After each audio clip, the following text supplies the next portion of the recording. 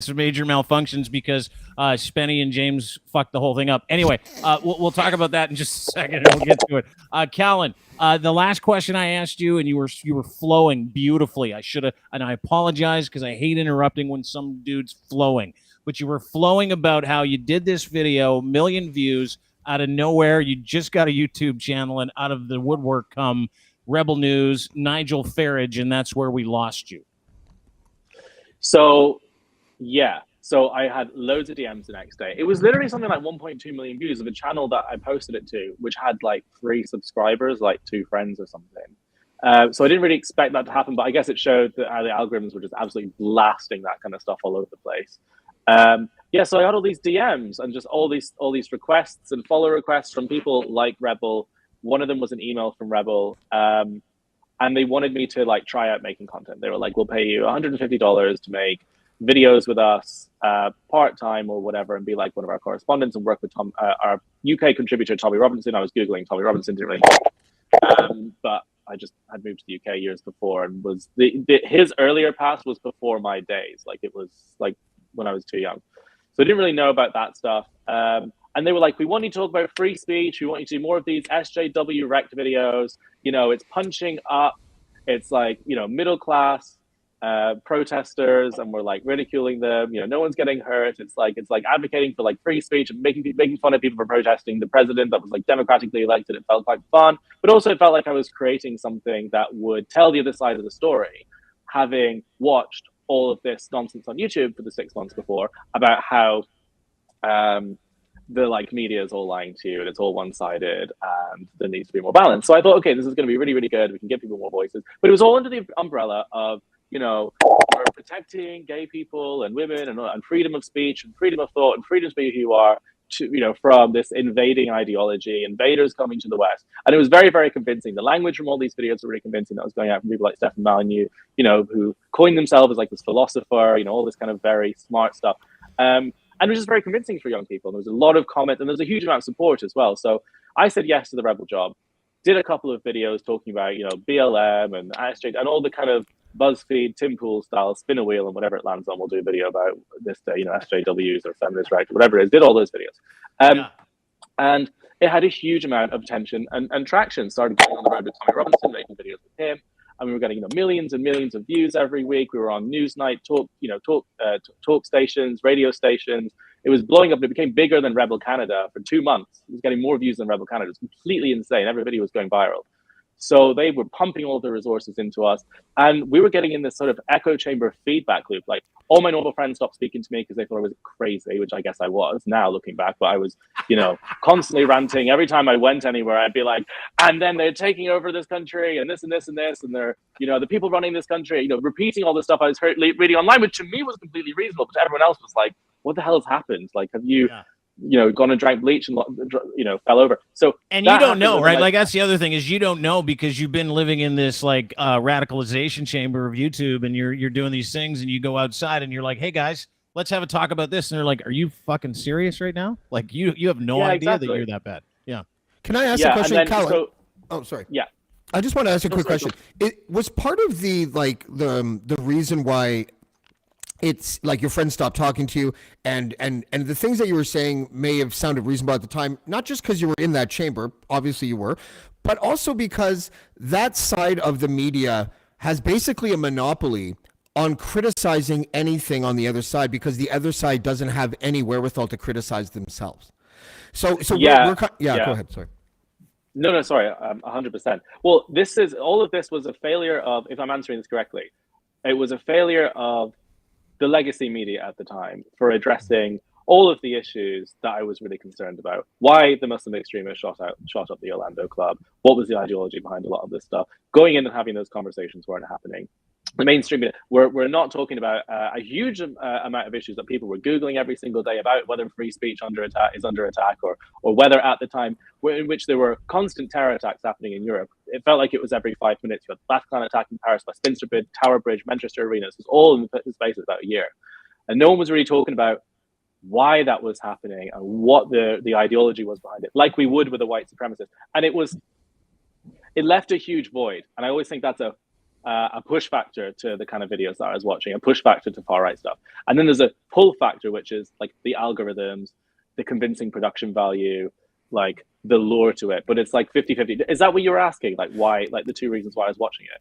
Well, the part that stuck out when you were talking earlier was when you said like you put out a video, for example, that would criticize Black Lives Matter. You would ask people in Trafalgar Square about Black Lives Matter. What I find about this entire discussion really interesting, and your bio is super interesting, and I'm so happy that you're here because it's interesting hearing someone climb out of that and then talk about it in reflection. And do something about it. Like he's doing something about it with Byline TV too, which is a tremendous opportunity for people to get real information. Absolutely. And if you need it, you go to byline.tv and check out some of the work that Caolan and his group have done. Sorry, I just wanted. Oh, that's okay. No, I did watch some of that this morning in prep for the show, and it's saying all the stuff that I like to hear. That failure of legacy media is kind of what I want to focus on, because I have been a person who, I'm not from the left or the right. I am moderate. It depends what issue we're talking about. I like to be a little bit more nuanced than polarized people. But that failure of legacy media, it's like, did you find that maybe you were kind of susceptible to maybe go into that chamber? Because at the time, it sort of felt like even if you went like this, I think black people should have the rights of everybody else. I just don't really like the organization. And people were like, racist. That would spur a lot of media people to be like, well, fuck this, then I'm going to go work for Rebel. Do you know what I mean? Yeah, 100%. It's why I kept saying it's a huge failure of the media, because they just, like, a lot of people who joined a lot of this stuff and then leave will have this very clean thing, and they'll say, oh, it's just because the far right are like a cult, and like then you feel like you belong in the cult because you're like lost and lonely and you're like need belonging. Like, no, like I had a really happy, great life before doing this stuff. I was earning loads of money. I was self-made. Like I was happy and smart and educated, but still ended up in that stuff, which is why it's really worrying. And it's because those issues weren't talking about. It was exactly what you were describing. It was a direct failure of all that.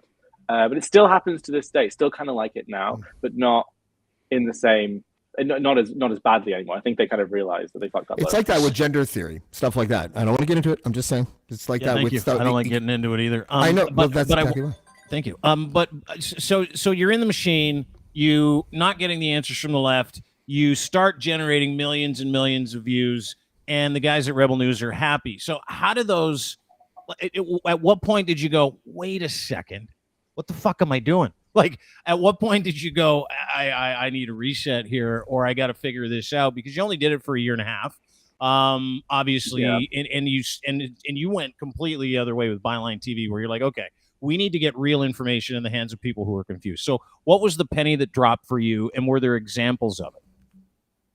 Yeah, I mean, leaving Rebel was not an ideological change. I didn't leave Rebel Media because I believed, like that I would become like left wing or right wing or something. It was because they were scamming money, they were stealing money from, campaigns that we were launching. They would, we launched a campaign to raise money for a apparent victim of a grooming gang, which turned out to be not true.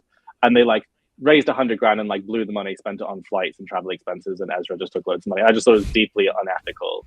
And I was like tied to the movement. And I was like, this is not where the supporters' money should be going. This is pathetic. And also they were like hiding stories. We would do stories about certain people or things that were genuinely true, and then they would bury them because it wasn't convenient, or they were like donors or something. So it was just like crap media. And they would kind of like, we would and they would directly tell us like, we want you to cover this, we don't want you to cover that. In this video you said something like this, and we want you to say it like that. So it's like no free speech, like no control over the content. It was all very, very heavily coined towards like profit, and it was just like deeply unethical, more than probably any CNN accusation that you get from its supporters, in the way that they would say it was not free speech. So I just didn't want to be part of that. So left Rebel. But then I went further. I became a director for Lauren Southern and Tommy Robinson separately, because they both left at the same time. And I did Farmlands, which was that big documentary about white genocide in South Africa. Not real white genocide, obviously that's not happening, but that's what it was about. And Borderless, which was Lauren Southern's next one. So I did a lot of those projects, which was much bigger than Rebel in the end. They got a lot of things. And then obviously worked for Alex Jones and Milo and people like that afterwards. But it was the moment of leaving things ideologically, was going away from the echo chamber that had developed around me. As I said, people who were around me when I started this stuff, my friends, family, all distanced themselves. They were like, "You're fucking crazy. I don't want to be around this. This is just ridiculous." And so the new people that I had in my life weren't family and friends. It was people in the right. It was Tommy. It was people who were completely reinforcing my worldview. My news feeds were all doing the same thing, and all the stories we were creating generated mass adoration and people confirming, "Yeah, this is right. This is correct." And you're separated from the world in this bubble. A lot of the time, you go and film reports and you get attacked by like anti-fascists and things like that. It makes you even more virtuous and righteous and all this kind of nonsense, and more kind of in that bubble, and nothing is ever countered. You never stop and think you're wrong about something. And if you say something or question something, people will think, "What are you talking about?" Like, of course we're right.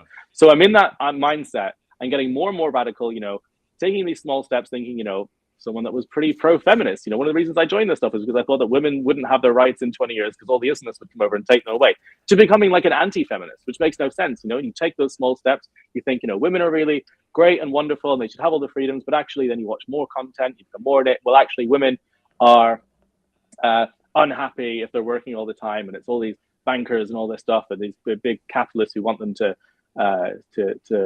not be able to stay at home and work twice as hard so the system could get more money, to actually women are better, are happier just completely at home and not working, to women shouldn't work at all, to like you get these kind of slow steps that just keep creeping in the longer that you're inside it. And it wasn't until I stepped outside it that I realized how crazy that was. When I was filming Borderless with Lauren Southern, we went to lots of different countries to film the migrant crisis that was happening. We went to Turkey and snuck our cameras in. We were filming human traffickers bringing people, putting them onto the shore and sending them to the Aegean Islands in Greece.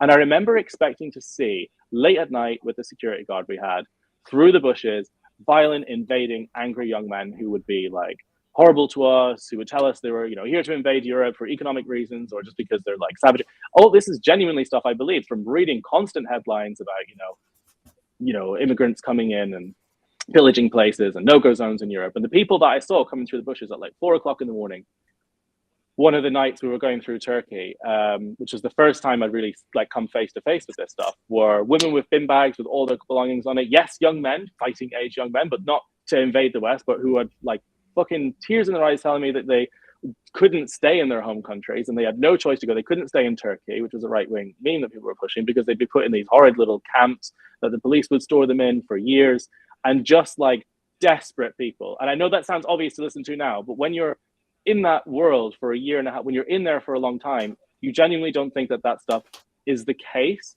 And it was sitting on the beach with them for hours, waiting for the sun to rise, waiting for their boat to come, all terrified because if we were caught by the police, us and the film crew, we would be thrown in prison in Turkey for years because we snuck into the country illegally, because they jail more journalists than North Korea and Saudi Arabia combined. But also they were terrified because they would be picked up by the police as well for, illegally coming through the country and being trafficked. So it was like a shared moment of just a little bit of their fear. There's nothing to compare fully, but I'm waiting on the beach with them. The boat never arrived because maybe we had these bright camera lights, and I don't know why the boat didn't arrive. So we decided to leave because we were worried we were holding up the boat to come and take them to Europe. And I remember driving away from that site with Lauren Southern, and the sun started to rise, and I was just thinking of them on the beach, and I just thought that I hope they made it to Europe, which is the opposite of everything that we had campaigned for and said we didn't want to happen for years and years. Well, for a year, for a long, long time. And I think at that moment, I gradually started to question all the things that I was believing. If I was wrong about this, which is something so significant, about the very people coming here that are supposed to be, savages, basically, then what the hell else am I going to be wrong about? And I started talking to my partner, George, about it, who was also on this journey with me, and just kind of deconstructing a lot of what we were doing, realized it was completely wrong. This is just a brief one version of, there's so many different things that happen, but this is like a key moment. And started to gradually pull back. Texted Milo, texted Alex, texted everyone 2 or 3 months later and said, we're putting out what we have, the raw footage, we're giving it back to Lauren, here's Borderless, here's whatever, and then we're not involved in this anymore. A lot of them lashed out and were furious and were like, you're a traitor. They all thought I was going to secretly record them and betray them all. So they wrote crazy stuff about me, that I was like a government spy or an infiltrator, or I was stealing from the crazy stuff. Says a lot about your HR. But I just wanted to leave. Yeah. Oh, it was ridiculous. Okay, so no, hang on, just 1 second, because you touched on something earlier, and what you're talking about are the intentions that machine, in this case, Rebel News, InfoWars, Mr. Southern, that group, Tommy Robinson, all those cats, they groom young people to go out and collect this information. They groom people like you who are really good at putting something together, which you are.